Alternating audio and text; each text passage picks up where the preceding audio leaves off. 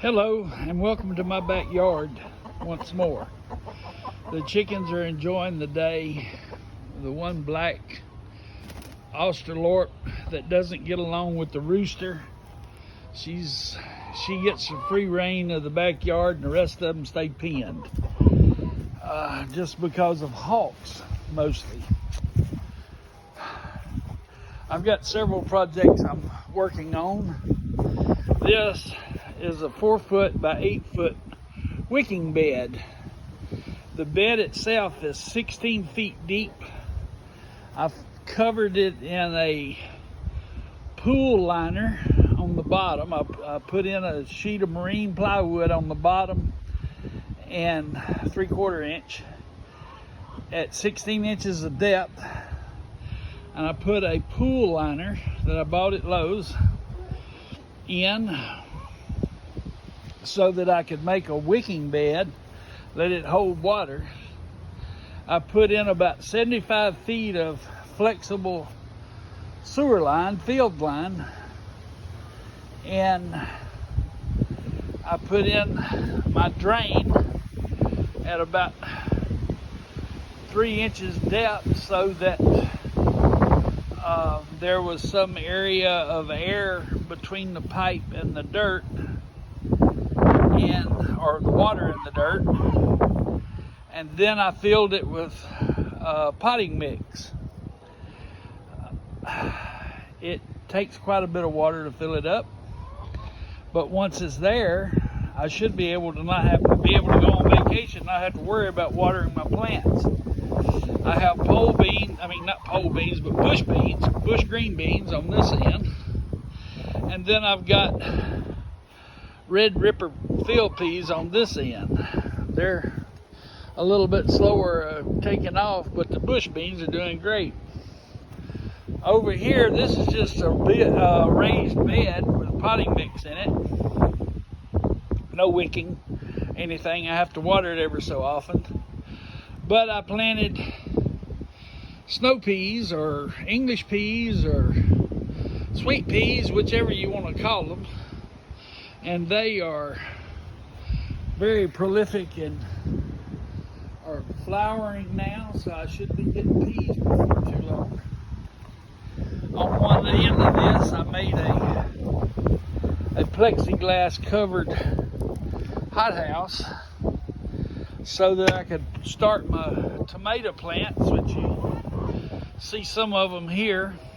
I started oxheart, red pear, yellow pear, and a San Marano. From those plants, I've put in my tomato garden. This is my berry vines. They're Primark Freedom berries. You can see from the amount of blooms, I should have a pretty good crop. There's some berries that's starting to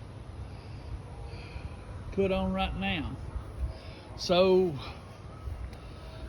I don't know, two weeks to a month, I should have blackberries. There's a pollinator flitting around. Something I didn't realize, every berry, every one of those little bumps has to be pollinated to form. So if you see a berry that's got a gap in it, that means that specific berry piece didn't get pollinated properly. So I hope the bees are really busy pollinating, because we got thousands of blooms. This 10 tubs I cut in half and put the same flexible 4-inch flexible sewer pipe in the bottom to make it a wicking tub, and then every tub has the potting mix and a fill tube. I went a step further because these take a lot of water, and I've put in 2 gallon per hour drippers, and I've got it set to go off every day about 10 o'clock and run for 75 minutes, so I get about 2.5 gallons of water in each tub every day. And as you can see right here, the drain hole is wet right below it, so they're getting plenty of water. Very little drains out though. Back to my tomatoes, I have them set up in a rain gutter grow system. I use 5-gallon buckets, and I put a net cup in the bottom, which you drill a 3-inch hole, you put your net cup in, and you pack it with peat moss, peat moss, and then stick it in from the inside. It goes down and hangs, if I can get one to tilt over here enough.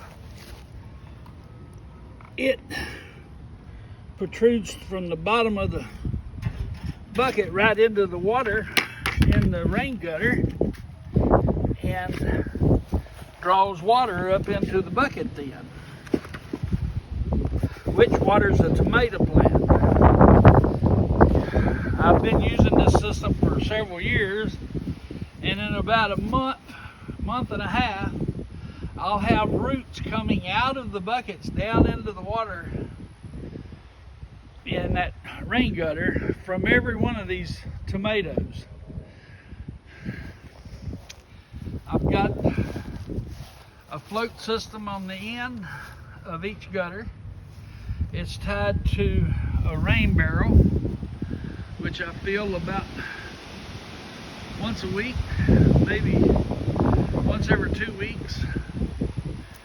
And it feeds, by way of the float, it keeps the water in the trough at the right level.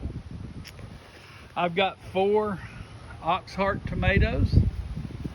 I've got 1 Bradley. I've got 1 Big Beef. I've got 2 San Marzanos, 2 Red Pear, and 2 Yellow Pear. I really like the Yellow Pear because they're so sweet. I'm in process now of making 3 more wicking tubs from these Rubbermaid containers. I had used these a couple of years ago, and I was going to just simply put a net cup in and put them over these rain gutters, but it didn't work out well. So I put Flex Seal tape over the holes in the bottom. Then I put this black trash bag over that.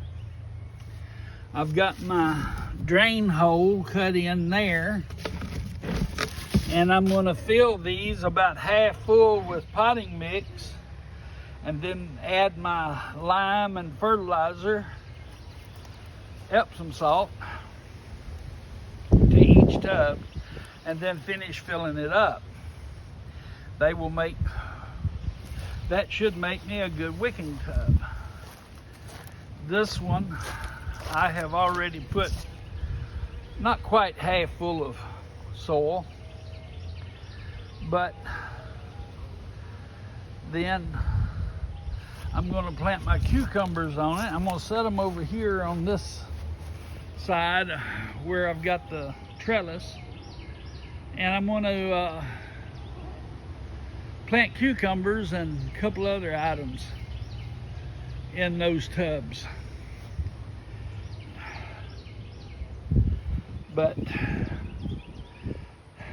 I've got quite a bit of work to do, filling those tubs up and getting them ready.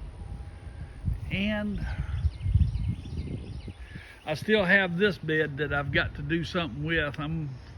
I was going to wait a season and see how that wicking tub idea worked out, that wicking bed, and see if that's what I want to do with this, or did I just want to go and fill it with potting mix like I did the first one.